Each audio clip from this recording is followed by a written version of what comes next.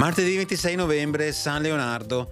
È il 331esimo giorno dall'inizio dell'anno, ne mancano 35 al termine.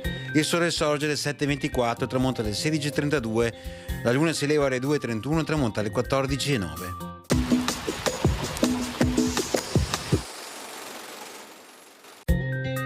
Dopo 14 giorni e ben 76 scrutini, a sorpresa viene eletto doge Leonardo Loredan, di ben 85 anni. Il prescelto prende la notizia mentre stava recandosi a casa per il pranzo e crede sia uno scherzo. Durante il suo dogado si sviluppò un terribile incendio nell'arsenale che si propagò a buona parte della città.